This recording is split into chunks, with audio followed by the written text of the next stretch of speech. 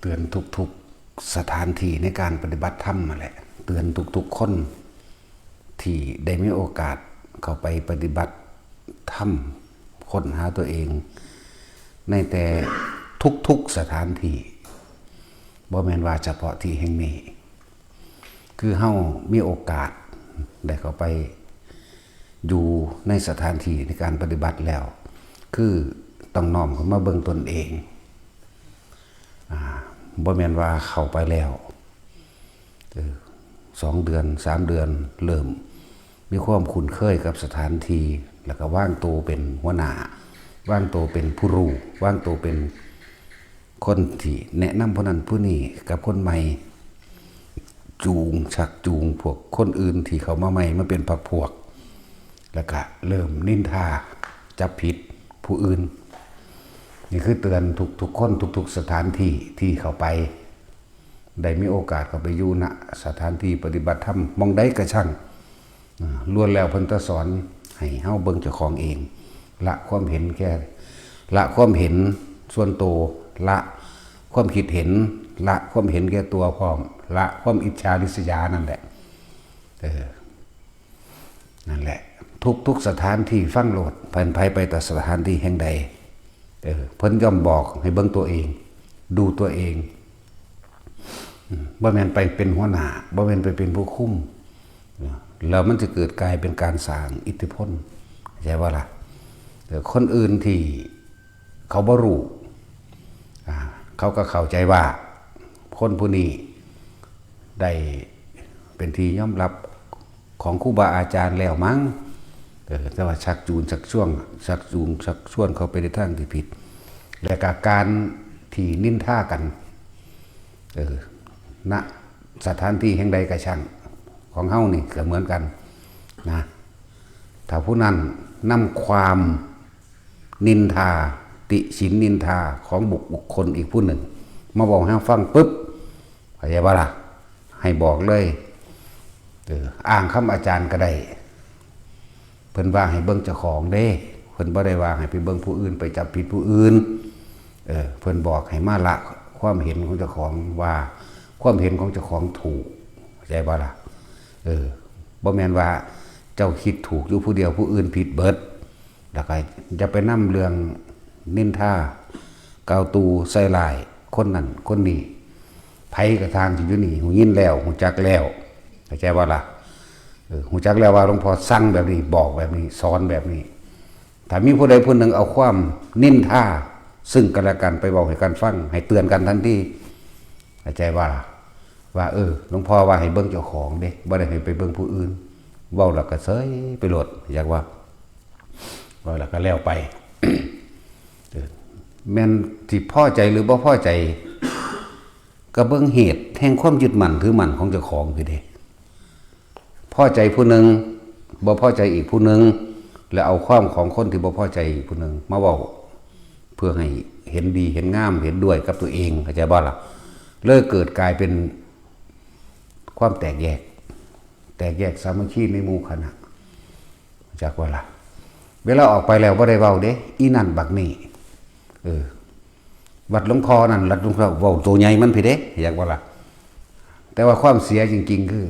เจ้าของเองได้เสียในสุดท้ายแล้วก็อยู่บ่ได้แอบอ้างหลวงพ่อว่าแอบอ้างว่าหลวงพ่อเว้าหลวงพ่อบอกจังซี่แล้วก็เอาความคิดเห็นของเจ้าของมาเป็นใหญ่เพื่อสิดึงคนอื่นมาเป็นพรรคพวกอยากว่าได้เกิดกลายเป็นมีอิทธิพลนะนี่คือความเห็นผิดนี่คือความบ่ละเด้นะอยากว่าหรือว่าเมื่อเฮาเข้ามาแล้วเฮาก็เข้ามาเบิ่งตัวเองละความเห็นตัวเองละความเห็นแก่ตัว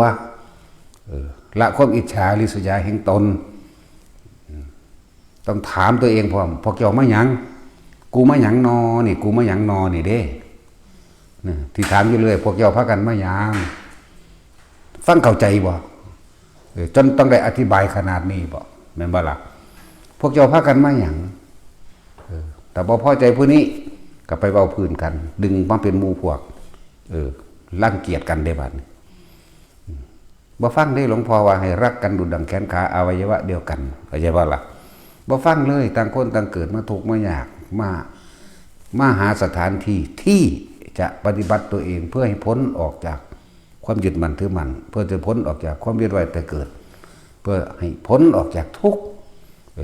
อกหักผิดหวังมากๆแล้วก็ทางโลกเหมือนว่าล่ะจนถิ่มครอบครัวมากจนหลายๆอย่างมากที่คือมาหยังนี่มาแสวงหาหยังนี่มาแสวงหาความจริงของตนเองมาแสวงหาความพ้นทุกข์ของตนเองกลับมาเพิ่มทุกข์อีกเหมือนว่าล่ะเหมือนกันกับว่าตัดความผูกพันมาจากทางบ้านแต่ว่ามาสร้างความผูกพันมาอยู่ในนี่ก็มีเด้อย่างเช่นที่บอกอธิบายไว้เลี้ยงหมาเลี้ยงแมวบัดคนทั้งบ้านกันทีมได้กันมาผูกสัมพันธ์ใหม่กับหมากับแมวเห็นบ่ล่ะจังสิก็ตีเทียบเอานั่นแหละเว้ยก็เทียบเอาต่อยอดเอานะทุกคนที่เดินทางไปณสถานที่ใดก็ช่างที่เข้าใจว่าตัวเองไปปฏิบัติธรรมเห็นบ่ถามตัวเองกูมาหยังมึงมาหยังมึงยังมาตำหนิผู้นั้นตำหนิผู้นี้โทษผู้นั้นโทษผู้นี้เห็นบ่ล่ะ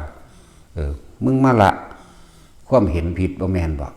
มึงมาปลดทุกข์บ่แม่นบ่นะอันนี้มึงมาเพิ่มทุกข์ได้นี่มึงกำลังสั่งผู้นั้นกำลังหักผู้นี้เห็นบ่นั่นแหละอารมณ์ความพอใจกับบ่พอใจนี่เน้นทุกมือเว้าทุกมือแม่นบ่โตพาเกิดพาตายบ่พอใจผู้นี้เอาความไปบอกผู้นี้อิจฉาริษยาเขาแล้วก็มาเป็นผู้รู้อีกจากบ่ล่ะมารู้กูหูจักบัดในวัดนี่กูหูจักผู้นั้นเป็นจังซั่นผู้นี้เป็นจังซี่เอาไปเอามากครับว่าพื้นสถานที่กูไปสืบมาแล้วจังซั่นจังซี่ตั้งแต่มานอนกินอยู่น้ำเพิ่นนี่เด้ครับนี่เห็นบ่ล่ะมาอาศัยเพิ่นแท้ๆมาเว้านินทาเพิ่นกาวตูใส่ลายเพิ่นมา 2-3 เดือนหูจักเบิดจังซี่เห็นบ่ซึ่งก็มีมาเรื่อยๆเฮาก็ไล่ออกไปเรื่อยๆอยู่เด้บ่แม่นมันมีมาเรื่อยๆแล้วล่ะแนวมื้อนี้ฟังเทศบ่เข้าใจที่เพิ่นเทศเปรยออกไปนั่นคือให้ปรับตัวเองแต่ว่าให้โอกาส1 ครั้ง 2 ครั้งเทศแล้วเหมือนเดิมไล่เลยบัดนั่นแล้วอย่าว่าได้สิมาสนิทสนมกับหลวงพ่อคนติดตามหลวงพ่อมา10 กว่าปีหลวงพ่อยังไล่ออกประกาศเลยเห็นบ่นั่นในป้ายมันติดตามมา13-14 ปีพอได้นั่นบุคคลอันตรายเห็นบ่แม่นได้ว่าหลวงพ่อสิให้ความสำคัญหรือพิเศษกับไผบ่มีผู้ใดพิเศษเรียกว่าล่ะบ่มีเส้นบ่มีเส้นบ่มีคนพิเศษทอกันเบิดแต่ของคิดเอาเองเบิดได้นั่นเอาความนอกมาเว้าใน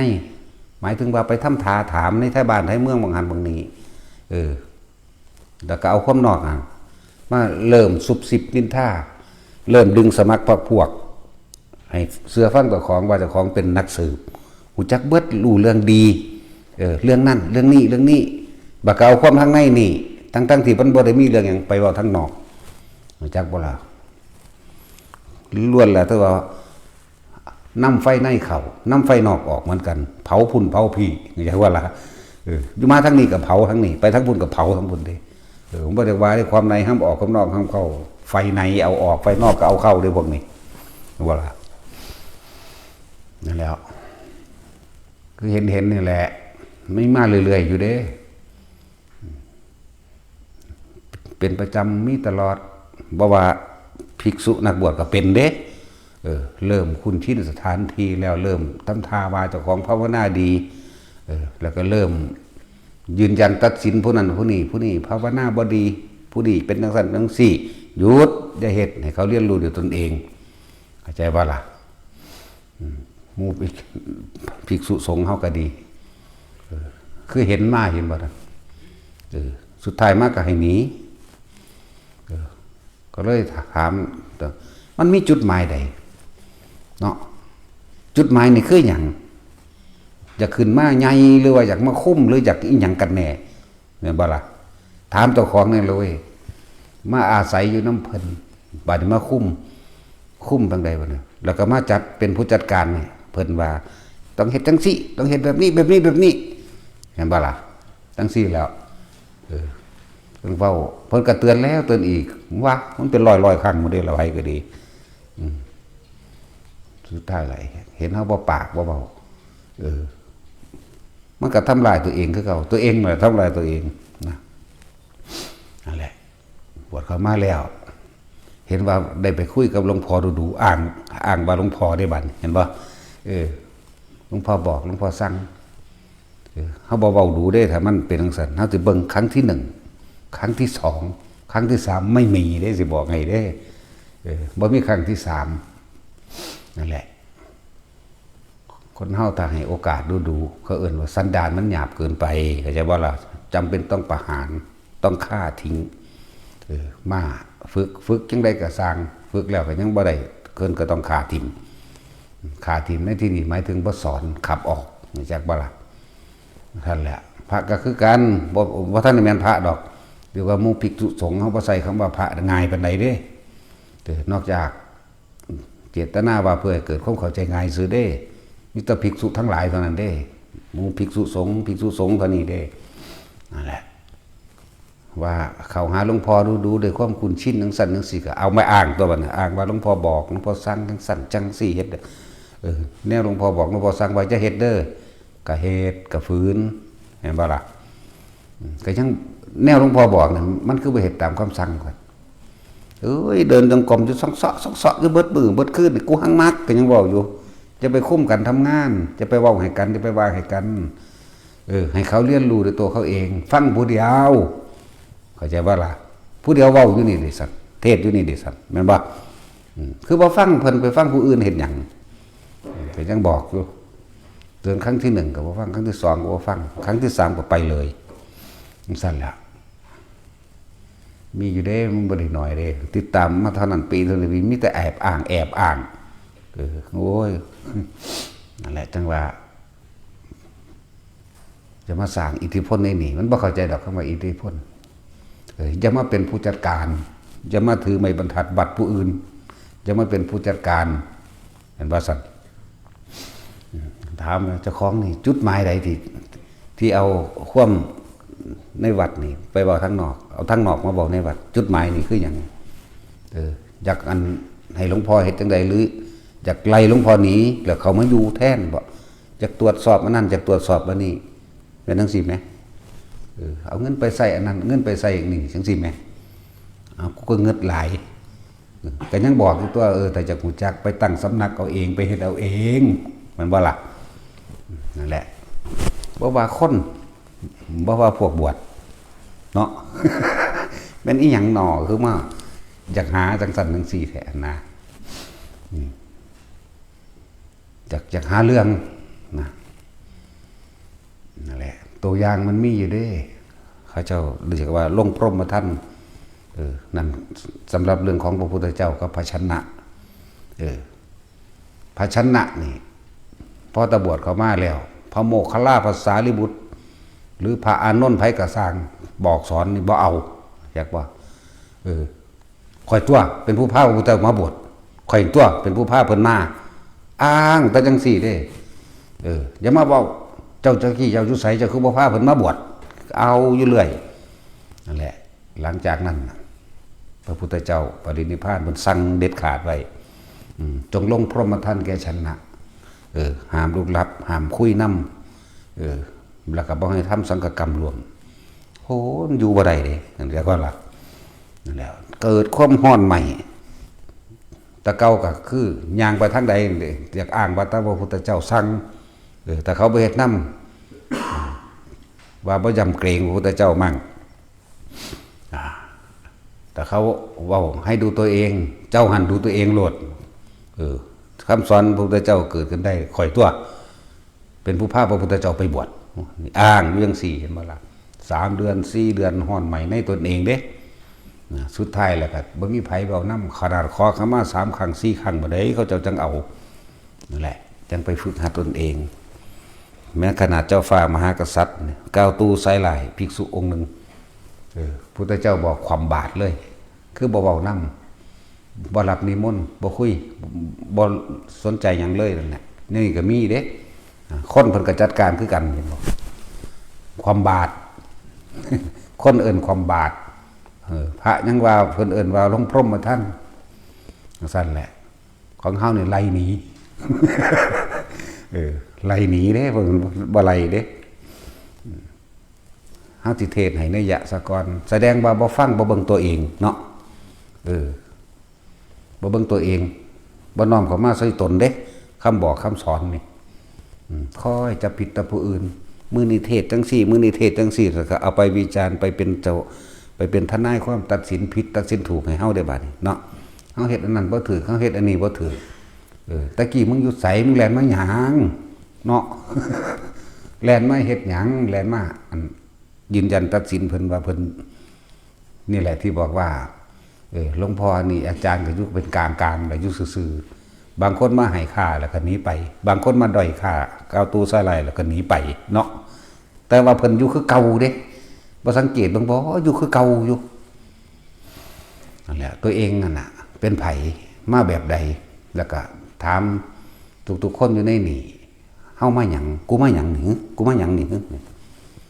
กูมาจับผิดผู้นั้นผู้นี้กูมาเป็นผู้รู้มากๆรู้หลายๆแต่ว่ารู้ผู้อื่นบ่นั่นบ่ซั่นนั่นแหละก็เห็นอยู่นี่แหละต่อไปนี้ผู้ใดเว้าพื้นกันให้ตักเตือนกันเด้อหลวงพ่อว่าถามตัวเองว่ากูมาหยังฮึอ่านคำหลวงพ่อได้เพราะว่าเป็นคำบอกคำกล่าวคำตักเตือนนะเรียกว่าล่ะเป็นสติอันนี้เอาไปเป็นเครื่องระลึกนึกถึงบางคนบ่พอใจกันก็หาวิธีเด้หาวิธีกันแกล้งอีกผู้หนึ่งมันบ่ละหยังเลยเด้มันบ่ฟังกูเลยบ่หึเนาะจะให้ไล่เด้แล้วหลายคนเลยได้แต่เฮาไล่เนี่ยเนาะ พวกอยู่ทั้งในได้จังหูจักว่าเฮาไล่ไผแน่แล้วบางคนกับมาคูว่าอันสิประจานซั่นจักสิประจานอีหยังกูเนาะบังคับให้คนอื่นศรัทธาเจ้าของบังคับให้คนอื่นรับเจ้าของให้อยู่เพราะว่าตัวเองเขามาหยังบังคับคนเห็นผู้นั่นผู้นี่เว้าดูอีกเทศไปน้ำเฮาอีกต่างหากเนาะ โอ้ยอีสีมันเป็นบ้าแล้วล่ะอีสีมันก็เลยมันเป็นบ้าแล้วล่ะเป็นบ้าไอ้ลีเด้พวกเขาอยู่บ้านเดียวกันเขามาต้องพอจำอีสีเลยว่าจำได้พวกเตรียมมอต่อข้อสันเบาหองเลย อันเป็นบ้าแล้วเด้สันสมควรแล้วแหละเนี่ยเรื่องสั้นแล้วให้โอกาส2 ครั้ง 3 ครั้งมากก็คือเก่ามึงอย่าเว้าคือเก่า นั่นแล้วหรือว่าบอกให้ไปซ่าหมู่เขาบ่เอามึงแล้วนะมันก็ขึ้นอยู่กับหมู่พวกเห็นบ่นี่บ่ซั่นสิว่าความสามัคคีเด้อ ความสามัคคีนะแต่ความสามัคคีนะครับพังทุกอย่างแต่สามัคคีได้ก็ชนะทุกอย่างคือกันเด้อนั่นแหละถึงบอกย้ำบอกกันโลดอยู่ในนี่แหละเฮาก็จำไว้นำแน่ว่ากูมาหยังเมื่อใดโอกาสเขามาแล้วมาหยังนี่มาเฮ็ดหยังมาเป็นหัวหน้าหมู่บ่อยากบอกอยากสอนหมู่บ่เห็นบ่จังสั่นตัวอยากคุมหมู่บ่นี่แหละให้มาละความคิดเห็นของเจ้าของเองว่าผิดว่าถูกให้มาละ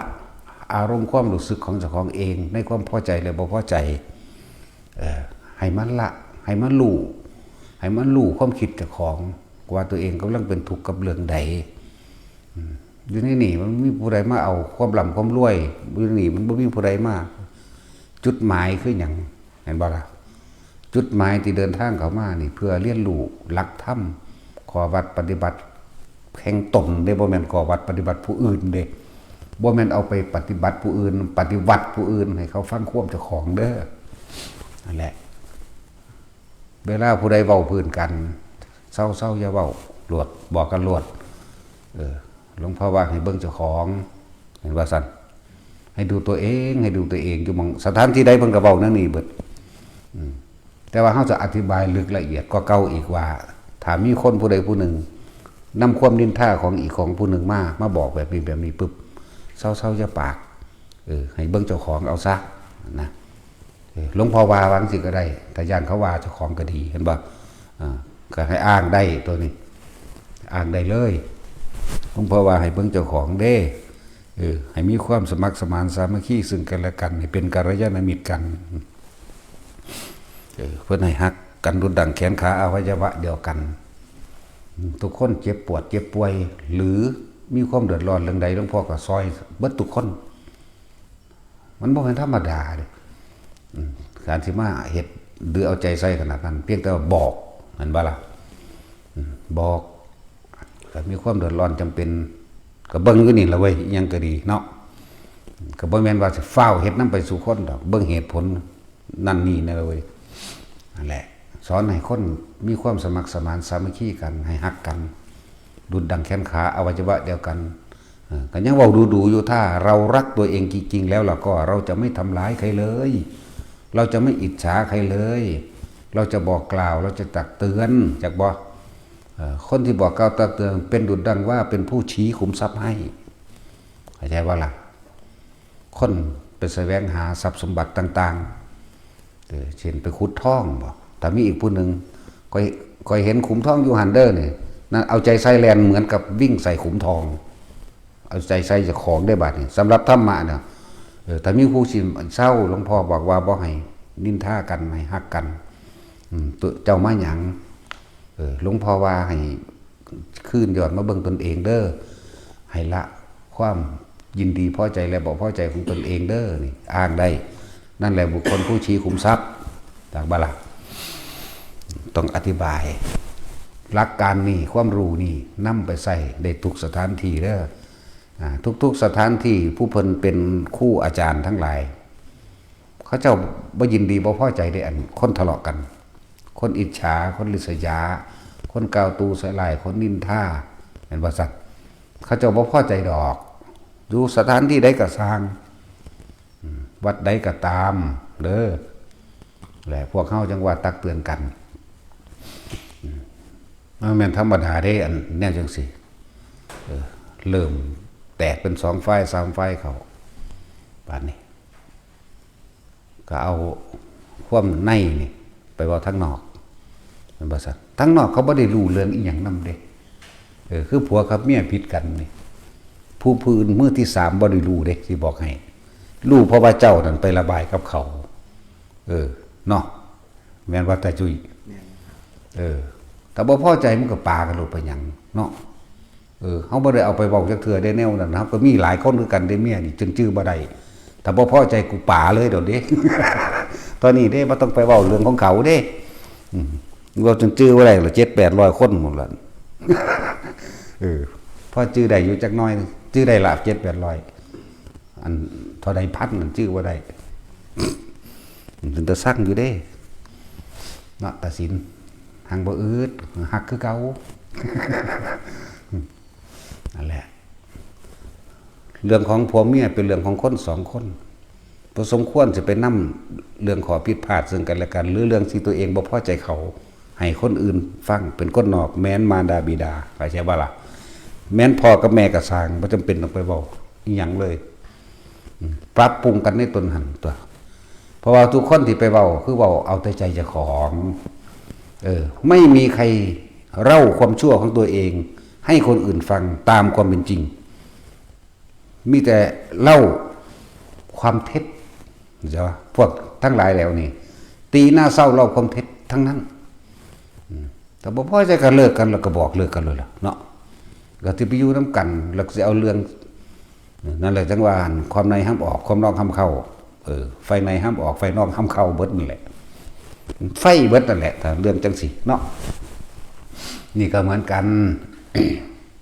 เขาบ่รู้เรื่องอย่างนั้นเลยนั่นนะผู้อื่นบ่รู้เรื่องอย่างนั้นเป็นเรื่องของคน2คนก็ดีนั่นแหละแต่บ่พอใจกันก็คุยกัน2คนเถอะสิไปยังก็เอิ้นประจานสิไปประจานไปโฆษณาเขาตูใส่ร้ายเขาแต่ของคือนอนน้ำกันนั่นแหละอีนี่บ่ดีแล้วเด้เขาหูจักแล้วเด้ผู้เขามีธรรมคนที่มีธรรมเขาสิแยกแยะเป็น แต่ว่าคนบ่มีทำมุนอุยปุ๋ยก็แล้วกันจักอันใดผิดอันใดถูกส่งเสริมกันไปเลยในทางที่เลวร้ายเนาะมึงเคยไปจังสั่นมึงเคยไปจังสี่สั่นไปเลยเด้แน่นอนนั่นแหละทำคือความจริงของชีวิตนี่เป็นกุศลธรรมอันนี้เป็นอกุศลธรรมเข้าใจว่านี่จึงจะแยกระหว่างคนกับมนุษย์ออกเข้าใจว่า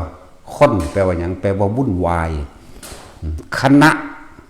ภาษาบาลีบ่ได้เอ่ยว่าคนบ่ได้เขียนว่าคนต้องใส่ไม่งำจึงเอ่ยว่าคนอยากว่าล่ะภาษาบาลีว่าคณะแปลว่าหมู่มากเรื่องมากนั่นแหละภาษาไทยเรียกว่าคนแต่ว่าภาษาจริงๆในสมัยโบราณที่พูดเอ่ยมนุษย์เข้าใจว่าล่ะแปลว่าผู้มีใจสูงแต่สิสูงตามคำแปลมันบ่ห่างแล้วผู้ฝึกหัด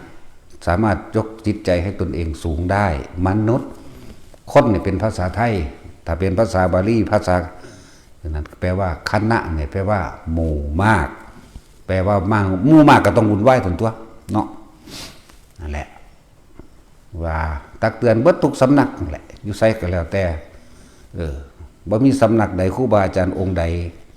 ต้องการให้ผู้เขามาฝึกหัดนำผิดกันทะเลาะกันบ่ถือกันดอกมีแต่ให้มีเกิดความสามัคคีสุขสะสามัคคีนี่ความสงบสุขทั้งหลายเกิดจากความสามัคคีเห็นบ่ล่ะนั่นแหละเมื่อเกิดจากความสามัคคีแล้วจิตใจมันก็บ่ร้อนมันก็กังวลเหมือนบ่การฝึกหัดปฏิบัติธรรมมันเกิดความผ่อนคลายสบายใจง่ายสะดวกกับการทำสมาธิให้จิตตั้งมั่นได้ตัวนั่นแล้วง่ายตัวนี่บอกอยู่เรื่อยๆเด้อันหนึ่งเมื่อนี้เผลอเข้าเดี๋ยวเอากันอีกแล้วเนาะมีนักปราชญ์ผู้รู้แล้วว่าไปบอกเรื่องนั้นเรื่องนี้อยู่หันที่นี่ผู้นั้นจังสันจังสี่อยากมาตรวจสอบทรัพย์สินกูบาดเลยมึงมาเมื่อวานนี่เด้ฮันนี่เนาะก็ไล่ออกนี้ไปแล้วล่ะผู้นึงแถมซ้ำมีคดีติดโตมาพร้อมเด้อีอันนี้พวกเจ้าของจักคือหรอก็ต้องซื้อวางใดก็ลืมซื้อละมันซื้อวางใดฮะอีท่อมขี้นั่นนะอีนั่นติมีคดีติดโตมาพร้อมเด้อีอันนี้เป็นคนหลอกลวงมาตะเกาดังเดิมเด้มาแม่มึงว่ากูยานมึงดีตัวเขาบอกมาเอามึงไหมไปก่อนนะนับว่าเป็นเมตตายังยิ่งเลยเด้กูไล่มึงหนีถ้ามึงอยู่นี่มึงบาปหลายเด้เข้าใจว่าล่ะเขาก็สิมาจับมึงอีกนั่นแหละคิดว่าเฮาบ่รู้มันบ่แม่นดอกพูนเขาก็เอาบัตรประชาชนไปสแกนเบิ่งในสถานีตำรวจพูนผู้ใดหนีคดีมึงใดมาเขารู้เบิดเขาบอกให้หนีก่อนเพราะเขากำลังตามโตเข้าใจป่ะล่ะแล้วมาสั่งคดีมาอยู่ในเฮานี่อีกหากว่าท่านเป็นคดีดอกสั่งว่าตัวเองดี ยกตนเองว่าตนเองดีนั่นแหละแต่คนอยู่ในนี่เห็นป่ะเพราะบ่สังเกตตัวเองยุยงให้คนอยู่ในนี่ผิดกันเองนี่แต่ของก็มาอยู่ก่อนมันอีกตั้งโดนนั่นหรอเวลามันไปเว้าเรื่องเว้านินทาเว้าพื้นผู้นั้นผู้นี้มาให้ผู้นี้ฟังที่บอกไว้ว่าเฒ่าสิตายเลยยังบ่จักเบิ่งเจ้าของยังเป็นเสือเด็กน้อยเลี้ยงหมาอยู่บ่ได้แม่นเลี้ยงแกะเด้เลี้ยงหมาจักว่าล่ะผู้นี้คือบ่เตือนเขาเศร้าจะเว้าเฮามาอาศัยอยู่น้ำเพิ่นเฮามานี่ตอนเขามากราบเพิ่นมาขออยู่น้ำปณิธานตั้งไว้หรือความตั้งใจไว้จังใดตัวเพิ่นติมาขออยู่อาศัยอยากปฏิบัติธรรมนำบ่แม่นบ่แม่นบ่ล่ะแต่ละคนพวกมาอยู่ก่อนพวกเฒ่าๆนั่นแหละความมีอัตตาความมีตัวตนความเห็นแก่ตัวความยกตนว่าเจ้าของดีเขาเอาความเว้าพื้นผู้นี้เอาเว้าพื้นผู้นี้ให้ผู้นี้ฟังใน3คนมันเว้าพื้นเบิดเรียกว่านินทาทั้งเบิดเข้าใจว่านี่คนที่บ่มีสัจจะบ่เป็นตามความจริงคนโกหกอย่าคิดว่าเขาจะไม่ทำชั่วอย่างอื่นอยากว่าล่ะอย่างสั้นแล้วหมู่ภิกษุสงฆ์ก่อนสิบวชนี่ก็เหมือนกันเฮาตรวจสอบประวัติเบิดได้ล่ะ ก็เก่าคดีมันก็มีแต่ว่ามันพ้นแล้วเขาขอโอกาสขอแก้ตัวเขาก็ให้โอกาสให้แก้ตัวเห็นบ่ล่ะนี่แหละก็จังบอกแล้วว่าผู้ใดสิบวชทั้งสี่ก็มาโลดแต่ว่าอย่าเอาคดีมานำเด้อบางที่มันมีหลายเคสเด้เขาไปจับเอาในโบสถ์อยากบ่ล่ะเขาจับเอาในโบสถ์เลยเด้ทั้งสั้นแล้วบางคนมาบ่อยากเปิดเผยตัวเอง เอามันหนีคดีมาอย่างเหมือนว่าสัตว์บ่เปิดเผยตัวเองบ่ได้เขาให้เปิดเผยอยู่แล้วก็เขาถ่ายรูปลงอันนี้อยู่แล้วนะลงโซเชียลอยู่แล้วนั่นนะโอ้ว่าฝรั่งก็เป็นบันโซเชียลว่าสันตัดสิน บอกฝรั่งก็เป็นกุบาทนี่มาแล้วเขาแช่เขาเชื่อยังอยู่แล้วเนี่ยจะมาปิดบังตนเองเห็นอย่างต้องบริสุทธิ์ใจมากตัวบริสุทธิ์ใจในการเข้าหาหมู่คณะบริสุทธิ์ใจในการมาหาเพิ่นมีความประสงค์อยากบวชเขาก็บอกอยู่นี่แหละว่าผมเป็นคนเลวผมจะเป็นคนดีให้โอกาสผมได้บ่ได้คดีผมก็พ้นเบิดแล้วเนี่ยเขาก็บอกอยู่นี่แหละเขาก็ไปตรวจเบิ่งกับอีหลีเก่าคดีจังสั้นแล้วนั่นแหละหลายคนก็มีอยู่นะเอาเพิ่นแค่ยา2 เม็ดจังสี่ก็มีบางคนจกชิงวิ่งเล่าก็มีป่นก็มีจังสั้นแหละแต่เขาก็ให้โอกาสแต่ว่าตัวเองจะให้โอกาสตัวเองหรือไม่ก็ยังเว้าอยู่สถานที่นี่เป็นสถานที่ฝึกตนสร้างคนให้เป็นพระเด้เห็นปะฝึกตนสร้างคนให้เป็นพระให้เป็นผู้เสียสละเข้ามาพระทั้งสั้นให้ละความเห็นแก่ตัวให้เสียสละเพื่อผู้อื่นที่ถามอยู่เรื่อยๆแต่พวกเจ้าเกิดมาเคยเห็นอีกอย่างให้ผู้อื่นโดยบ่หวังสิ่งใดตอบแทนอยู่บ่เคยมีบ่ถามเจ้าของเบิ่งคักๆเด้อพวกเจ้าเคยเป็นมนุษย์จักเทื่ออยู่บ่หรือเป็นตะอามนุษย์เนาะอามนุษย์คือเดรัจฉานหาอยู่หากินงมงามที่เจ้าของบ่ได้สนใจว่าไฟสิทุกข์ยากลำบากพอฉกชิงวิ่งเล่าเอาก็เอาเพราะลักก็ลักเพราะโกหกให้ผู้อื่นเสียชีวิตและทรัพย์สินก็เฮ็ดม่อมเมาผู้อื่นหลายๆอย่างมีอิทธิพลข่มขู่ข่มเหงเห็นแก่ได้เห็นแก่ตัวนั่นบ่ซั่นมันท่านได้แม่นคนได้นั่นน่ะเข้าใจว่าล่ะเลวร้ายยิ่งกว่าหมาซะอีกเด้หมายังดีกว่าเด้จังซั่นแหละ ถามตัวเองถ้าเกิดมาเนี่ยเคยทำดีอย่างจักอย่างหรือยังเอาคักๆเลยคำว่าดีในศาสนานี่อย่างเช่นว่าการช่วยเหลือบุคคลผู้อื่นโดยไม่หวังสิ่งใดตอบแทนนั่นจึงเรียกว่าดีนอกนั้นถ้าหวังสิ่งใดตอบแทนแล้วไม่ดีเห็นแก่ตัวเพราะเอาของน้อยไปแลกของมากยกตัวอย่างเช่นการให้ทานใส่ซอง100อยากได้เงินล้านเอา100ไปแลกล้านสาธุผู้ขาถูกลอตเตอรี่แจ็คพอต80 ล้าน90 ล้าน1,000 ล้านนั่นบ่จังซั่นแล้วนั่นแหละมันบ่ได้เอิ้นว่าทำบุญนั่นแหละบ่ได้เอิ้นว่าทำบุญด้วยอันถ้าไปเฮ็ดจังซั่นแล้วเอาของน้อยไปแลกของมากด้วยความเห็นแก่ตัวถ้าได้แล้วสิเอาเงินไปหยังมันเห็นบ่ล่ะ จังซั่นแล้วเอากินเหล้าเมายาก็มีเอาไปจ้างคนฆ่ากันก็มีแล้วหลายอย่างอยู่เด้อนี่แต่ขนาดมาทำบุญทำทานในพุทธศาสนาในศาสนาแท้ๆนี่ก็ยังขอไหมสิไปสายยังกับซอยผู้อื่นโดยตะกี้เฮาบ่เคยเข้าวัดเขาว่าเคยฟังธรรมเด้อขนาดเอาเงินให้พ่อแม่หานั่นหานี่พ่อแม่กินมันยังทวงบุญคุณเลยแม่นบ่ล่ะต้องยอมรับตนเองด้วยว่าตนเองเป็นบ่ขนาดนั้นเด้แล้วพ่อแม่บางคนก็บ่ทวงบางคนก็ทวงคือกันอุ้มท้องมา9 เดือน10 เดือนคือกันนั่นแหละเนาะ จริงๆแบบนี้ก็มีเด้นั่นแหละอันนี้เว้าเรื่องเฉพาะผู้เป็นลูกบางคนก็ทวงบุญคุณพ่อแม่เด้นั่นแล้ว ว่าเจ้าของได้เลี้ยงลูกมากกับเบิ่งเอาเสื่อว่าเขาสิหากินเป็นเนาะตัวเองก็เหมือนกันเด้อจักปีมัน10 ปี20 ปีมันเล่นนะต้องหากินเป็นนั่นแหละพวกนี่ละคุณส่วนมากก็คือว่าเฮ็ดน้อยๆแล้วก็พูดมากๆเนาะทำน้อยแต่พูดมากพวกนี้หลายอย่างอยู่ดอกเหมือนกันกับทานน้อยๆแต่อยากได้100 ล้านเนาะเหมือนกันแหละถือว่าเตือนพวกเขาต่อไปนี่ก็เตือนกันแน่เด้อถ้าคนนี้เอาไปนินทาคนนี้เว้าพื้นกันคนนี้เป็นทั้งสั้นทั้งสิ่งสิ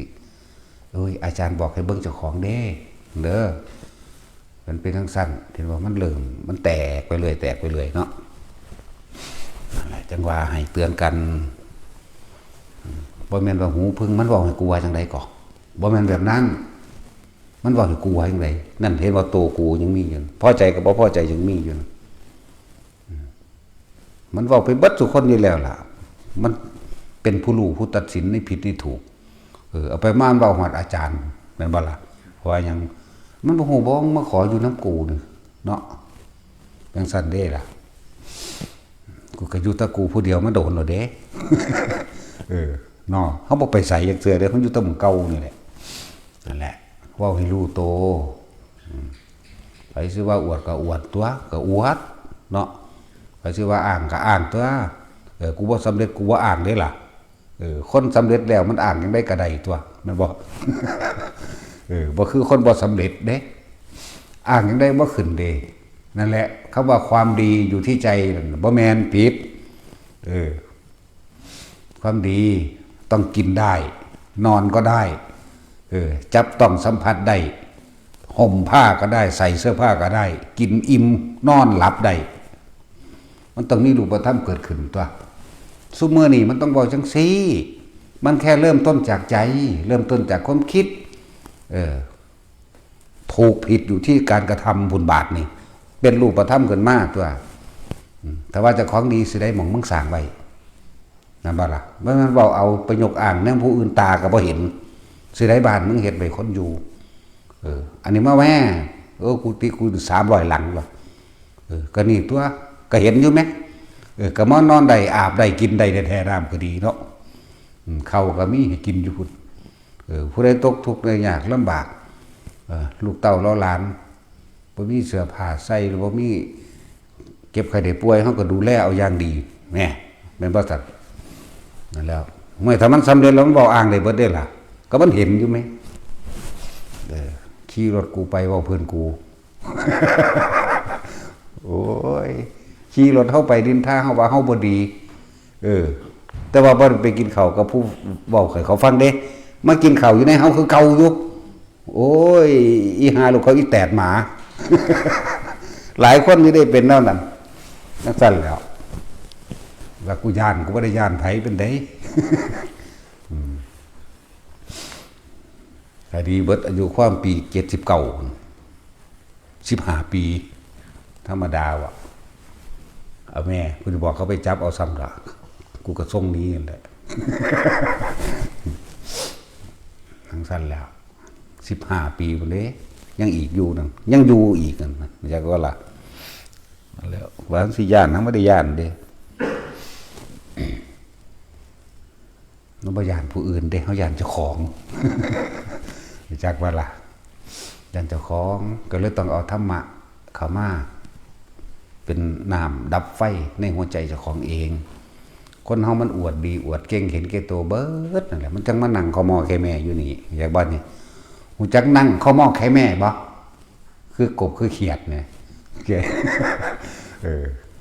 จังมานั่งสลอนอยู่นี่อยากว่าไผก็สร้างมันอวดดีนั่นแหละแม่นบ่ล่ะมันจังพากันเกิดอยู่นี่แต่มันดีมันจะมาเกิดหาแม่มันยังไผก็เลยเนาะนั่นแหละแต่ของดีสิมาเกิดเห็นหยังมันต้องบ่ได้หีเบิดตัวอย่างมันอวดดีพร้อมเนาะเห็นแก่ตัวอวดดีอวดเก่งเพียงสั้นแหละตั้งจุดหมายไว้แหน่แต่ละคนศาสตร์นี้แล้วถิ่มมันลองเบิ่งดู ทิ่มความเห็นแก่ตัวทิ่มความคิดเห็นต่างๆสารพัดทิ้งความเชื่อทิ้งความเห็นทิ้งความคิดต่างๆต่อไปนี้เฮาสิบ่เชื่อความคิดเจ้าของเองรู้จักบ่ล่ะเข้าใจบ่นี่ถ้าบ่เชื่อความคิดเจ้าของแล้วถ้าเฮาบ่เชื่อความคิดผู้อื่นพร้อมเฮาทิ่มเบิดการนำความคิดผู้อื่นมาพิจารณาต่างๆนานาก็เพราะว่าความคิดเจ้าของล่ะเป็นผู้ดึงเข้ามาการเชื่อความคิดผู้อื่นก็ตามคำว่าปล่อยวางคือมันต้องบ่คิดหยังเด้คือมันบ่เชื่อความคิดไผพร้อมบ่เชื่อความคิดเจ้าของพร้อมมันก็ว่างความเห็นใดๆทั้งปวงบ่มีผิดบ่มีถูกบ่มีบุญบ่มีบาปนั่นบ่ซั่นมันซั่นตัวนั่นแล้วบัดนี้พวกมารับปฏิบัติธรรมอยู่นี่เขาเว้าพื้นนินทาให้ผู้นั้นผู้นี้ฟังนินทาผู้อื่นฟังคิดจะบ่เขาจะบ่เอาเรื่องของเจ้าของไปนินทาให้ผู้อื่นฟังเหมือนกันแม่นว่าซั่นเบิ่งเจ้าของโลดไผก็ดีเว้าพื้นผู้นี้แล้วก็ไปเว้าพื้นผู้อื่นอันอยู่ในกัน3คนเว้าพื้นผู้ที่4ซะก่อนสิบ่อยู่ในวงเนาะบัดนี้ผู้ถูกเว้าพื้นมาอยู่ในวงแต่ว่าอีกผู้นึงหนีออกในวงก็เว้าพื้นผู้นี้ออกในวงนั่นแหละลองเบิ่งไว้ถ้าว่าบ่แม่นแม่นเบิดอยู่ในนี่จักว่าล่ะแม่นเบิดเลยช็อตแม่นเบิดบ่ผิดจักคนก็แล้วกันนาเนาะต้องยอมรับตัวเองตัวก็มันเชื่อความคิดเห็นเจ้าของนั่นแหละผู้นั้นบ่ดีผู้นี้บ่ดีแบบนั้นบ่นี่อีนั่นเฮ็ดบ่ถูกทั้งสั่นทั้งสี่นี่เห็นบ่มันลงอารมณ์พอใจและบ่พอใจของเจ้าของเด้ล่ะถ้าเขาย่องพอใจเด้เนาะถ้าเขาด่าบ่พอใจเด้เป็นหยังเอาความคิดเจ้าของนั่นแหละเชื่อความคิดเจ้าของนั่นแหละเอาความคิดเจ้าของเป็นใหญ่เชื่อความคิดตัวเองเป็นใหญ่จากการได้ยินได้ฟังได้รู้ได้เห็นเมื่อได้รู้ได้เห็นก็ยืนยันตัดสินผิดถูกในเมื่อผิดเจ้าก็ไปเกิดกับสิ่งที่เจ้ายึดมั่นถือมั่นว่าผิดในเมื่อยึดมั่นถือมั่นว่าถูกเจ้าก็ไปเกิดกับสิ่งที่ว่าถูกจิตเจ้ามีที่ตั้งทั้งหมดจากบ่ล่ะตั้งไปแล้วในพบเป็นดังพื้นนาย่อมจิตมีที่ตั้งตรงไหนในบุคคลนั้นที่ผิดที่ถูกในเรื่องนั้นที่ผิดที่ถูกพวกน่ะลองเบิ่งแม่วะถ้าว่างปราศจากความคิดพุ่นล่ะจังสิรู้ได้แนวมันแต่ว่าพอให้ฟังพ่อให้ข้อคิดนัยยะเรียกว่าข้อคิดแต่ว่าเฮาบ่สรุปเด้ผิดหรือถูกพวกเจ้าสิเป็นผู้ว่างหรือบ่ว่างก็สร้างเด้นั่นบ่ล่ะนั่นแหละฟังไว้จำไว้ผู้อยู่ก่อนก็ดีเวลาผู้ใดเป็นนั่นนี่มาคือเว้านิทานบอกหลวงพ่อว่าให้เบิ่งเจ้าของเด้อตัวบอกยังนิ่มนวลจากบ่ล่ะตราบใดที่เฮายังเชื่อความคิดเห็นของเฮาอยู่นั่นน่ะ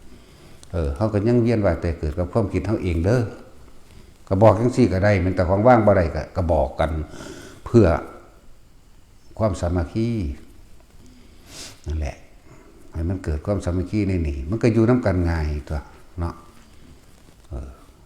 ถ้ามันผิดกันแล้วมันอยู่น้ำกันยากเลยนั่นบ่ล่ะครับที่อยู่ได้เด้เนาะแต่ครับแค้นใจนี่อยู่ยากความบ่พอใจนั่นแหละครับแค้นใจก็เลยครับที่อยู่ได้ครับแค้นใจอยู่ยากสั่นใจตุกตักโจยังกูเถิดนะมาทางไหนมานั่งกันนะพี่บ้าหัวซะสั่นหัว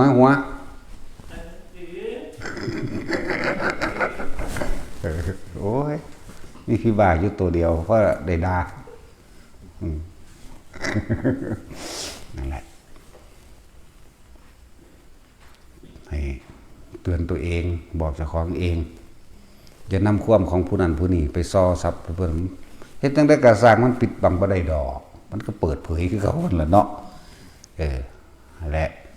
ทุกๆคนแม้นผู้สิเดินทางเข้ามาใหม่ก็ตามเด้อ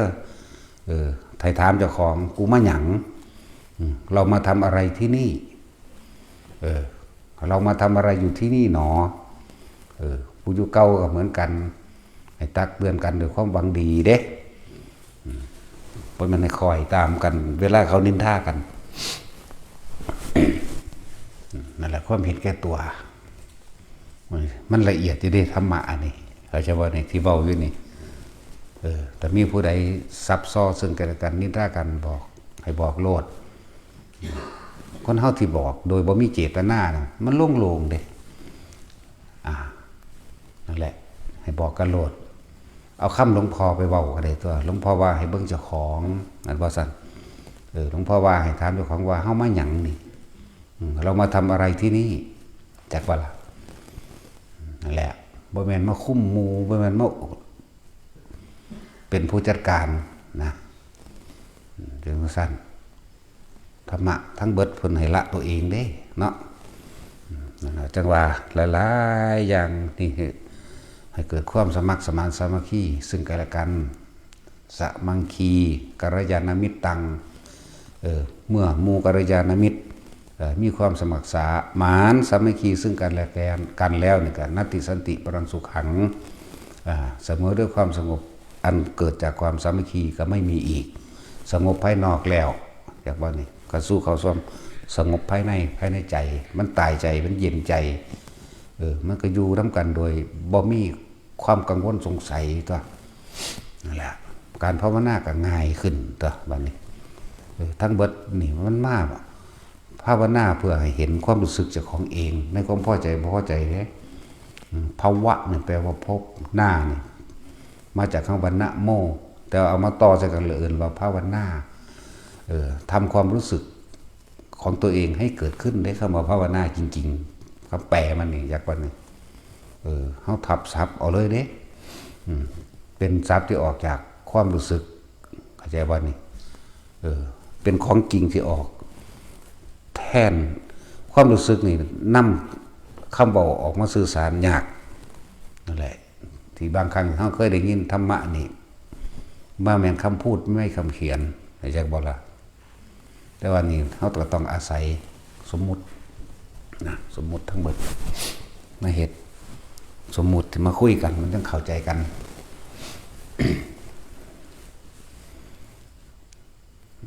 จะตอกย้ำซ้ำเติมเข้าไปอีกเวลาเห็นคนนินทากันกับเตือนกันเด้อ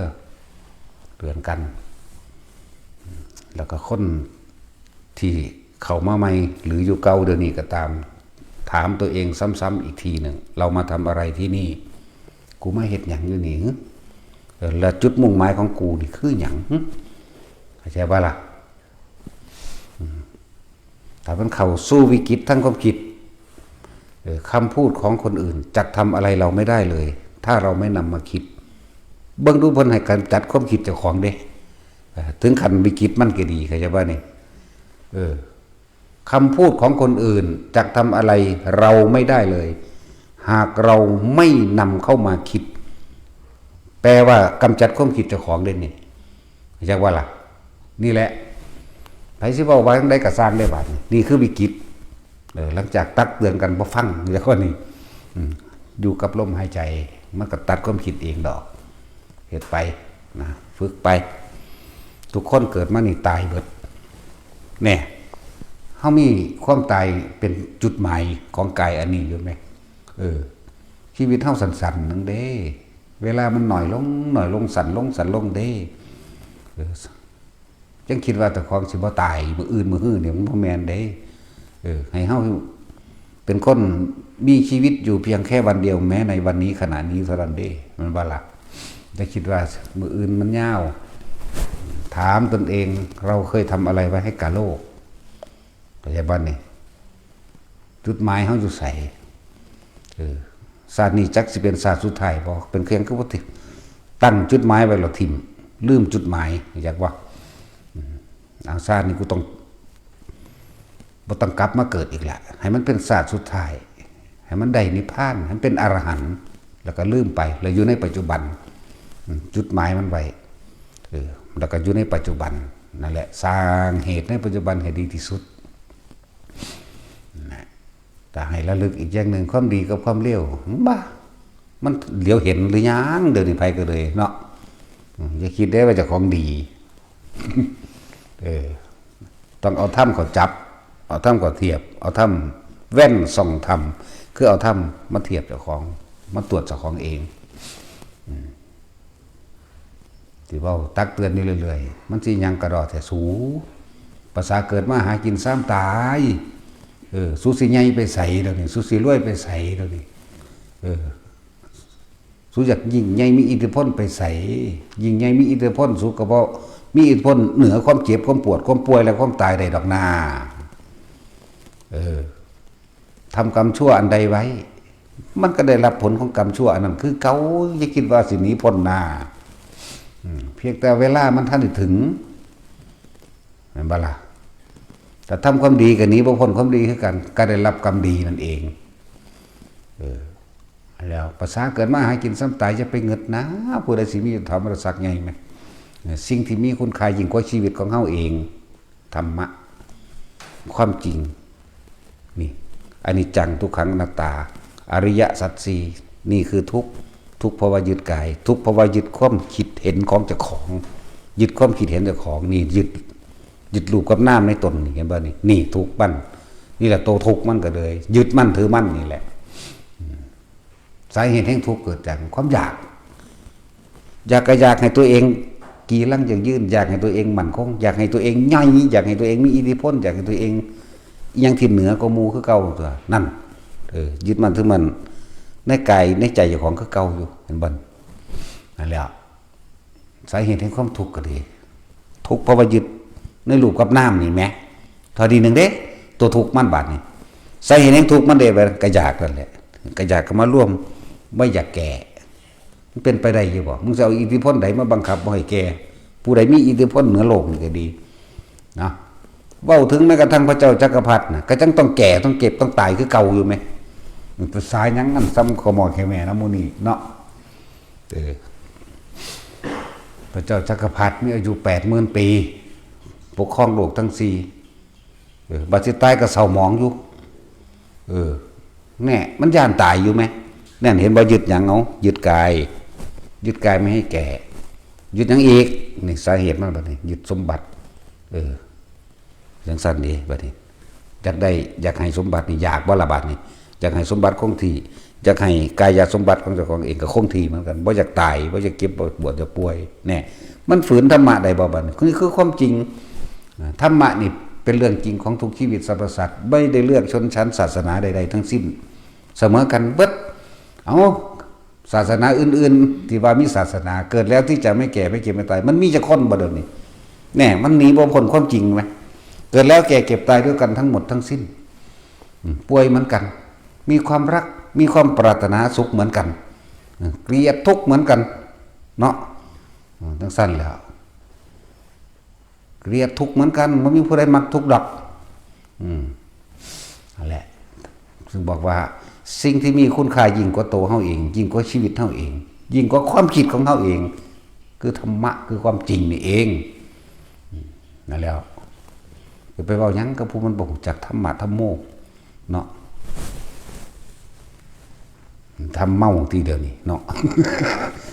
อย่าทำเมาแล้วเมาทำได้พวกเจ้าตัวเองปฏิบัติดีว่าเข้าใจว่าตัวเองคนหลงคนเมาหลงทำเมาทำเด้อเข้าใจว่าตัวเองปฏิบัติดีตามรูปแบบตามนั้นตามนี้แบบนี้นี่เมื่อไปเห็นคนอื่นทำผิดเกิดความบ่พอใจไปยืนยันตัดสินว่าเขาผิดเขาถูกว่าเขาบ่ดีอาจารย์ว่านั่นเชื่อความคิดตัวเองนั่นแหละหลงทำเมาทำเห็นบ่นี่หลงเด่นตั้งสั้นแหละเหมือนกันกับคนที่เขามาบวชเนี่ยเขาบ่ทันได้รู้ก็จะพึ่งไปว่าไม่ใช่ว่าล่ะจะพึ่งไปยืนยันตัดสินว่าผิดว่าถูกได้แต่เฮาเดี๋ยวนี้เฮายังบ่ยืนยันตัดสินผู้ใดผิดผู้ใดถูกได้ให้ข้อคิดให้เนยยะให้ความคิดให้ความเห็นซื่อๆเด้จะเชื่อหรือไม่เชื่อก็เรื่องของท่านแม้แต่ความเชื่อเขายังบ่ให้เชื่อบ่รู้ว่าธรรมดาป่ะเขาไปเห็นจริงปฏิบัติจริงเขาไปถึงตรงนั้นแล้วจะเชื่อหรือไม่เชื่อก็ช่างอีกบ่ล่ะช่างแล้วเรื่องของเจ้าเด้นั่นแหละ ผู้ใดยังไปหายืนยันตัดสินในนั้นนี่อยู่นั่นเชื่อความคิดเชื่อความคิดเจ้าของเองที่ไปสรุปความเห็นไว้แล้วว่าผิดว่าถูกว่าบุญว่าบาปเข้าใจบ่ล่ะนั่นแล้วก็ยังว่าให้ละความคิดจะว่าให้โอกาสกัน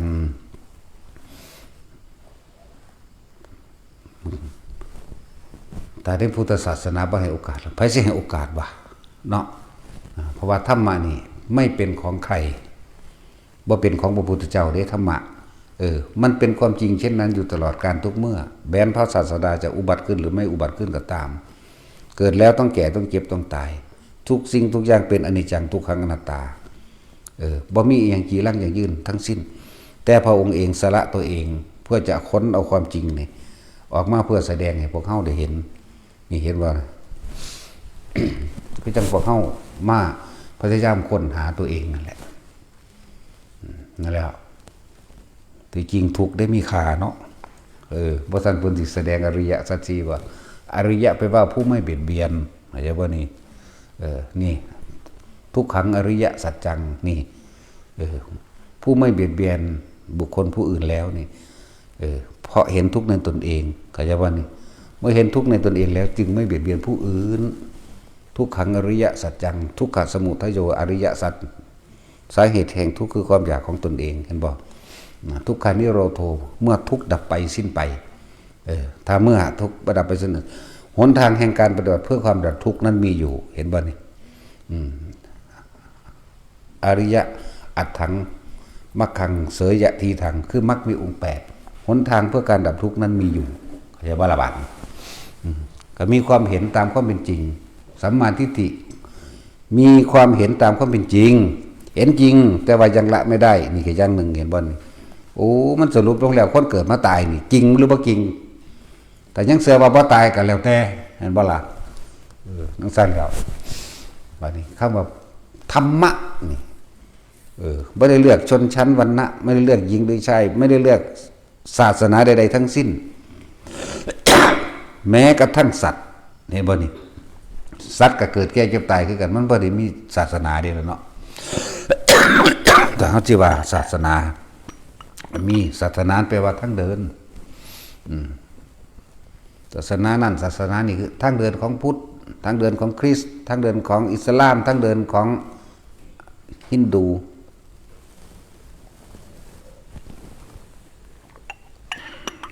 ทางเดินของเขาเชื่อพระเจ้าเชื่อสิ่งศักดิ์สิทธิ์ขอร้องนั่นบ่ล่ะศาสนาเฮาพุทธแปลว่าหยังรู้ตามความเป็นจริงเด้ พุทธธรรมนั่นแหละเป็น หนทางของผู้รู้ตามความเป็นจริงเด้นั่นแหละหนทางแห่งความดับทุกข์ทางนั้นมีอยู่ หนักมีองค์8แต่เขามีความเห็นตามความเป็นจริงได้แล้วแม้นสิบ่ทันละได้ก็สร้างแต่นี่นั่นแหละเริ่มต้นแห่งการก้าวย่างจากว่าล่ะเฮาเริ่มรู้ทางมันแล้วเหลือแต่การเดินทางจากว่าสัมมาทิฏฐิรู้ตามความเป็นจริงสัมมาสังกัปโปคิดเห็นตามความเป็นจริงในขณะที่ตาหูจมูกลิ้นกายกระทบสัมผัสในขณะปัจจุบันและเอิ้นว่าดำริมันแปลมาว่าดำริชอบคนมันบ่ฉลาดว่านั้นหรอกเนาะมันก็คิดเอาแต่นั้นมันพอใจอย่างเด้ผิดหรือถูกเป็นไปตกุศลหรืออกุศลบ่รู้เด้ ดำริชอบนะหัวกูก็เอาตามกูมักแล้วเนาะบ่ได้คือเด้กับกุศลธรรมกับอกุศลธรรมเว้ารวมกันว่าธรรมคำเดียวซื่อๆเด้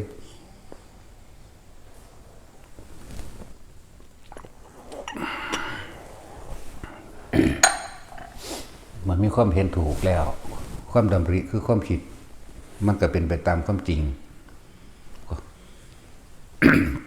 สัมมาวาจาก็เว้าจริงกัมมันโตก็ทำจริงอาชีโวกับประกอบอาชีพโดยสุจริตบ่ขวางทางพระนิพพานนั่นแหละมีความเพียรพยายามตามความเป็นจริงพร้อมสัมมาสังกัปโปวาจากรรมตัวอาชีววายาโมมีความเพียรพยายามตามความเป็นจริงบ่เป็นเพียรตามความบ่จริงสัมมาสติเนี่ยก็ระลึกนึกตรวจสอบตัวเองสติตั้งแต่บนสัมมาทิฏฐิสัมมาทิฏฐิสัมมาสังกัปโปวาจากรรมตัวอาชีววายาโมสัมมาสติลึกนึกเอาว่าสติมีนัยยะกว้างขวางเด้อันนี้ควรอันนี้ไม่ควรจากว่านี่อันนี้ประโยชน์มากอันนี้ประโยชน์น้อยนี่โทษทั้งนั้นนี่จากผลข้างเคียงทั้งเบิดมันก็จังเป็นสมาธิได้ก็จังเป็นจิตตั้งมั่น นั่นแหละ บอกให้ฟังง่ายๆก็ได้ถ้าเฮาบ่ยุ่งไปตำหนิติเตือนบุคคลผู้อื่นความคิดของเฮาบ่ไปคิดหาบุคคลผู้นั้นผู้นี้ผู้อื่นนิพพานได้เลยรู้จักบ่นี่มันบ่ได้ยากปานใดเลยบ่ต้องว่าภาวนาอีหยังดอกจริงๆมันก็ภาวนาของมันอยู่แล้วเห็นบ่ล่ะมันเป็นสื่อมันซื่อเฮาสิเบิ่งแต่ความคิดเจ้าของกับลมหายใจเจ้าของนี่คือบ่ไปคิดไปยุ่งไปยากกับไผเลยนี่แหมแน่นอนรู้จักบ่นี่อันนี้บ่ได้แล้วข้อเดียวผู้นั้นก็ซับซ้อนเรื่องนั้นเรื่องนี้มาให้ฟังฮะมันเว้าจังไดไปหรือว่าดิเนาะจังสั้นแล้วนี่เสื้อความคิดเจ้าของมันบ่ธรรมดาเด้อันคำนี่จักบ่นี่คำพูดของคนอื่นจะทำอะไรเราไม่ได้เลยหากเราไม่นำเข้ามาคิดเบิ่งมันหยุดความคิดเจ้าของไว้เด้จังสั้นแล้วถ้าเฮาบ่ไปยุ่งกับผู้อื่นนี่แม่เข้าใจว่าบาดนี่บ่ไปคิดถึงหูจักไผก็สร้างใน100 ล้านคนก็บ่คิดถึงแมงไผจักคนสัตว์ทั้งหลาย100 ล้านชนิดกูก็บ่สนใจอีกเรื่องราวต่างๆ100 ล้านกูบ่สนใจอีกกูสนใจตักกะลมหายใจกูนี่แม่มันไปหยังสิบ่ไปนิพพานเดี๋ยวนี้แม่นบ่แค่ความคิดเฮาบ่ไปยุ่งกับไผนี่แม่เขาจะคำว่าบ่ยุ่งกับไผบ่เดี๋ยวนี้นั่นแหละถ้าเป็นหมู่พระภิกษุบิณฑบาตมันพอได้อยู่สิกินก็อยู่แต่เจ้าของนั่นแหละเขาถามเองมากก็ตอบมันนั่นก็จบไปบ่ต่อความคิดเลยว่านี่บ่แสดงความเห็นนะพระประเภทนี้ก็มีเด้สิบอกให้แล้วตอนนั้นแล้วบ่ค่อยบินทำตัวเขาเจ้าเอาอาการปิติมันต้องเป็นอาหารบ่ค่อยบินบ่ค่อยฉันบ่ค่อยกินอยู่ลำพังเฉพาะองค์เดียว60 พรรษาพุ่นพาตัวธรรมดาบ่เดียวเงยหน้าขึ้นฟ้าเลยตั้งแต่บวชเข้ามาแล้วก็ว่าไม่ส่อสาดสายตาไปเกิน1 ศอกของตัวเองเนี่ยแสดงว่ามันต้องเหลือบลงตรงนี้เฉพาะนี่ไม่เกิน1 ศอกของตัวเองบ่สอดสายตาไปเกิน1 ศอกบ่เงยบ่เอียวซ้ายเอียวขวาอยู่ถึง60 ปี60 พรรษาเวลาหน้านั้นดูนี่ก็เบิ่งดอกไม้มันตกมันล่วงเอาสัญญามันมีอยู่แต่ว่าบ่ปรุงแต่งสัญญาห่างหูอย่าว่าล่ะแล้วก็อยู่ทำผู้เดียวเด้สั่นแหละนั่นแหละ จนเพิ่นบรรลุแล้วเด้เพิ่นจังพระราชาอยากทำบุญนำนิมนต์จังได้ก็สร้างกูบ่คิดแต่ว่านี่กูบ่สนใจว่าผู้นั้นสิบอกกูไปแนวใดแต่ว่าด้วยความกรุณาสงสารเด็กน้อยเด็กน้อยออกลูกใหม่เอาบ่แม่นเด็กออกลูกใหม่เด็กน้อยออกมาใหม่ๆคลอดได้บ่รู้กี่มื้อแล้วจับมาไว้เป็น100 คนพุ่นพระราชาหาวิธีอยากทำบุญกับพระองค์นี้ครับว่าเอาแม่เขาไปขังไว้ผูกนมไว้เอาลูกมันให้แซวอยู่ด้วยความกรุณาก็เลยออกไปใส่บาตรแต่ว่าบรรลุแล้วเด้นั่นอยากว่าล่ะขนาดบรรลุแล้วยังบ่สูงบ่อยากจัดสรรเด้บ่อยากไปทำเด้บ่จึงยุ่งพร้อมนั่นแหละก็มีเด้บ่แม่นว่าบ่มีนั่นแหละจึงนำมาเปรียบเทียบว่าถ้าเฮาบ่สนใจไผเลยนี่บ่คิดเรื่องผู้ใดเข้ามาเลยนี่มันบรรลุก็ยังว่าอยู่นั่นแล้วเพิ่นเคยอยู่ในถ้ำเพิ่น60 พรรษาเด้เพิ่นสิบรรลุก่อนนั้นก็บ่แน่โอ้แต่ปานนั้นมันน่าจะเอา7 มือสำตัวนั้น แต่ว่าเพิ่นในตำราเพิ่นบ่ได้กล่าวไว้แต่เพิ่นอยู่ในถ้ำนั้นถึง60 พรรษาโดยการบรรลุของเพิ่นเขี่ยวเข็นตนเองอยู่ถึง7 ปีบรรลุเอาลองเบิ่งเด้อแต่ละคนอยู่7 ปีนี่เนาะบ่ต้องคิดถึงไผเลยเอาแบบเพิ่นนี่แหละเอาแบบหลวงพ่ออันนี้หลวงพ่อในตำรานั่นแหละนั่นแหละตำราก็สร้างเฮาก็รู้ได้ความจริงมันแหน่ฝึกเอาติอยากฮู้มั้ยเนาะแต่ว่าสิมาเสียเวลาฝึกคือเฮาเฮ็ดหยังเอายอดมันมาให้ดอนมั้ยนี่มั้ยอยู่แค่นี้นึงมั้ยบ่ต้องไปคิดถึงไผนี่มั้ยลมหายใจกับทำความรู้สึกตัวรู้จักสติกับสัมปชัญญะบ่เด้อนี่สตินึกถึงลมหายใจเข้าออกสัมปชัญญะคือรู้สึกตัวณจุดใดจุดหนึ่งเป็นจุดเดียวนี่ถ้าลมมันหายไปก็อยู่ณจุดเดียวนี่อุณาโลมบอกอยู่เลย หรืออยู่เฉพาะสัมปชัญญะในความรู้สึกตัวในกายนี่กายเวทนาจิตจิตเวทนากายบ่สนใจกับสิ่งทั้งหลายทั้งปวงคือธรรมบ่ว่านอกบ่ว่าในมันบ่สนใจเสียอย่างมันก็ละอันตัวอันแล้วกายเวทนาจิตธรรมเวทนาจิตกายมันก็อยู่ในนี่นี่อยู่นี่โดดเอาแม่7 ปีได้เบิดไผก็เลยเนาะ โว้ยมันหอดบ่หอด7 ปีพุ่นนะแม่นว่านี่คืออย่างช้าเท่นั่นแล้วแต่ยังเร็ว7 มื้อแต่ยังกลาง7 เดือนแต่ยังซ่า7 ปีเอาให้ยังซ่าเลยเป็นเร็วพวกเจ้านั่นเนาะ 7 ปีได้เบิดแต่บ่อยากทุกข์แต่บ่อยากเวียนว่ายแต่เกิดมาทุกข์อีกเอาตั้งใจใส่กับมันกะคักเบิ่งกระดำที่ไปใส่สิไปสนใจกับคำว่าไผโดยนี่เนาะอย่าลืมสิ่งที่มีคุณค่ายิ่งกว่าชีวิตของเราเองคือธรรมแม่นบ่ล่ะดูผู้ใดเห็นอันใดมีคุณค่าก็ไปเกิดกับอันนั้นแหละกับอันนั้นมีคุณค่าที่จะของให้ความหมายมันแหละเนาะเอาแม่ภิกษุนักบวชมีโอกาสเต็มที่ในนี่แหละเฮ็ดไปบืนฝืนดันไปอดข้าวอดน้ำก็มีเป็นธรรมดาตัวแม่นบ่ล่ะอดข้าวอดน้ำอดนอนอดหยังไปตัวธรรมดาเขาก็เฮ็ดมาบ่แห้งเลยเขาจังเว้าผูกเจ้าของใส่กกไม้มื้อนั้นแล้วผูกทั้งหน้าแล้วก็ผูกทั้งหลังก็ผูกรู้จักบ่ผูกทั้งหลังเฮ็ดจังไดก็เอามันผ้านี่ผ้าอาบน้ำเกี่ยวมาซะก่อนฟัดมานั่นก็ดึงก็มาผูกตัวผูกก็ทบม้วยเอาตัวนั่นว่าล่ะปานนั้นมันยังงอกนับหนึ่งไหมในลมหายใจก็อย่าว่านี่คือบ่ให้ขาดจากลมหายใจบางกูจะเอามาได้7 มื้อว่าซานก็บ่ได้แม่นคือเขาล่ะลมหายใจกับอุณาโลมเกิดขึ้นตีคู่กันแต่ว่าบ่แม่นแค่นั้นดอกลมหายใจนี่บ่ขาดตลอดเลยรู้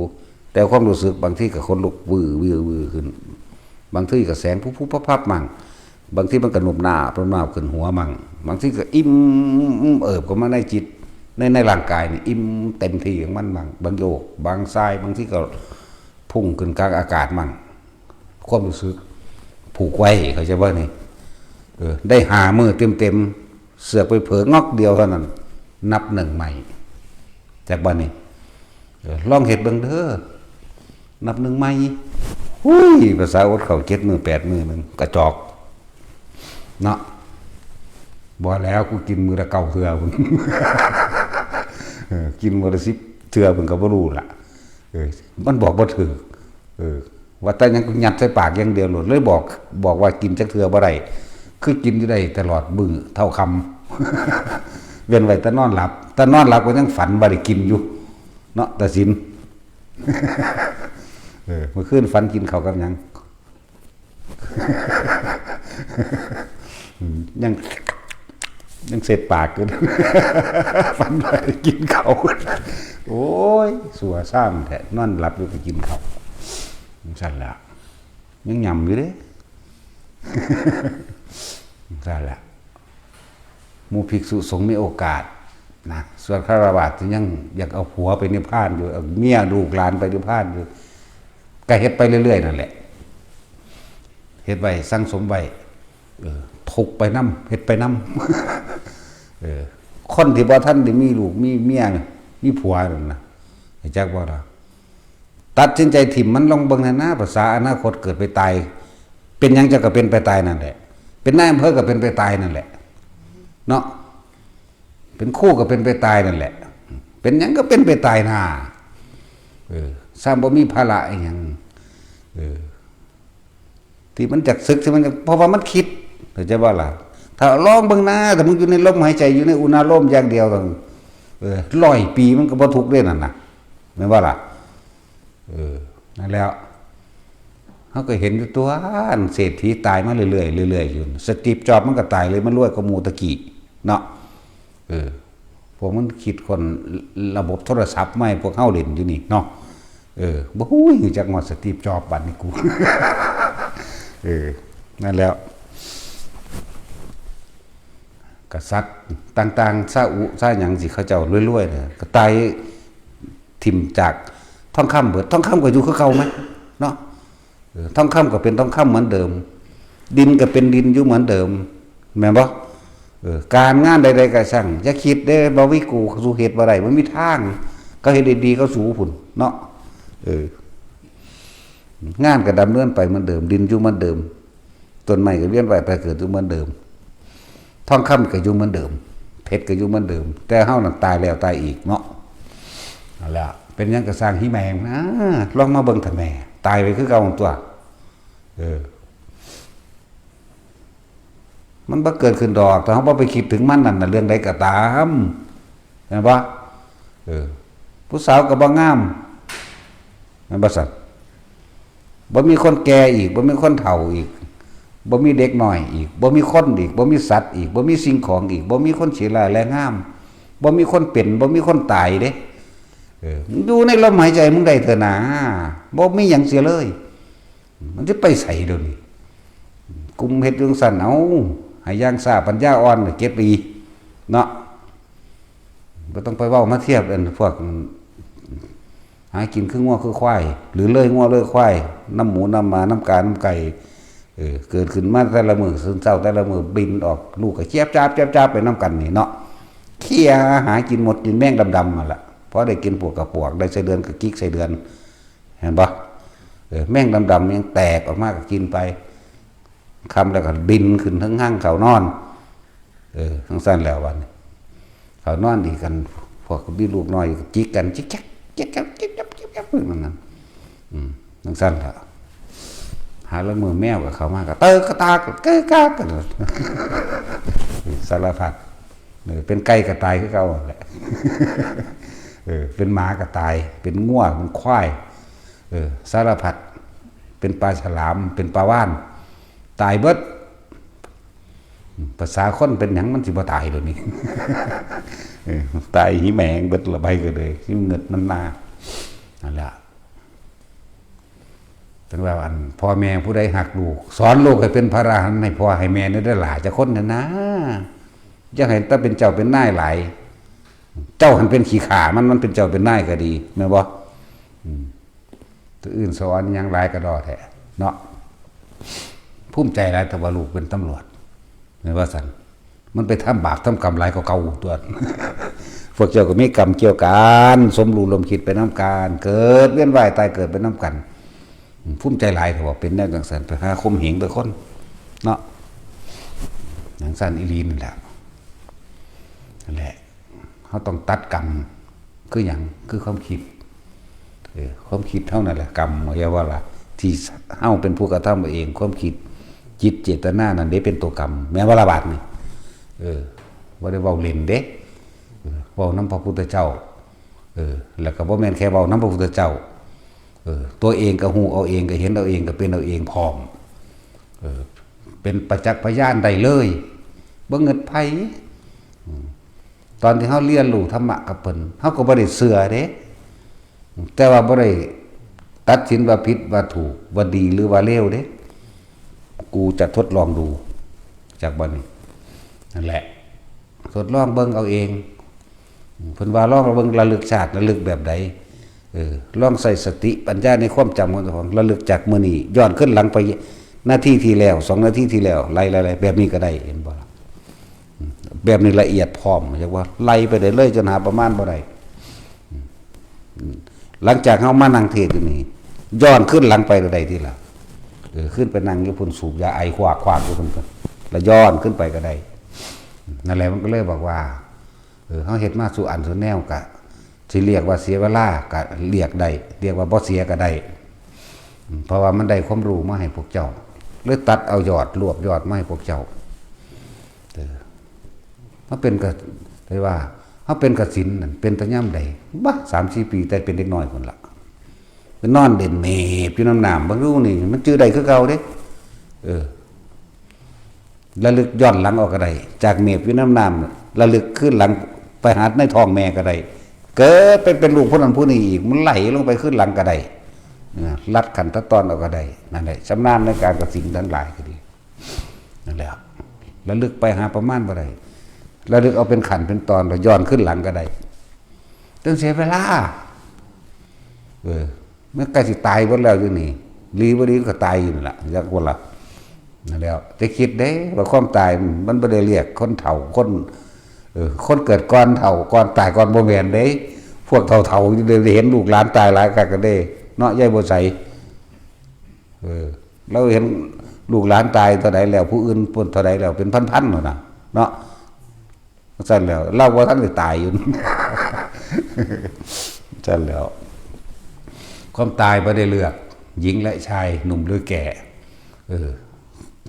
การเกิดคือการเริ่มตายเด้อ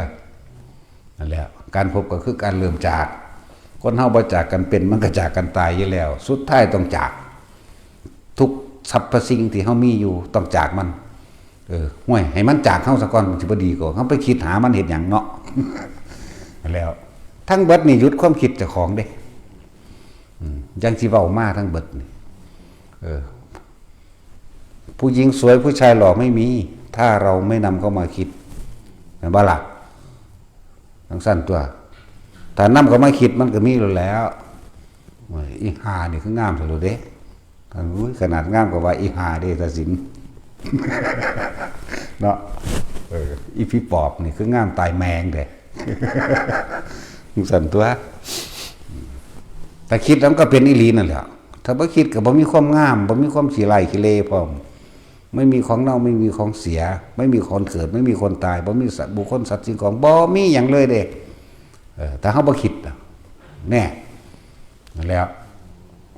หลายๆอย่างที่นำมาเสนอแนะให้พวกเราไปเฮ็ดเอาเขาบ่เฮ็ดหยังก็เด้ พอดาวผู้ใดแนวใดก็ด่าไปสารพัดสารเพศแล้วแต่มันสิปุดขึ้นมาให้ด่ามันแปลกประหลาดอยู่เด้คำด่านี่ก็เลยเนาะ นี่สบายเห็นว่านี่บ่คิดหยังนี่แบบนี้นี่เกิดนอนหมู่กับคนใดโอ้ยลูกอีอันพี่บ้าเอ้ยลูกอีประสาท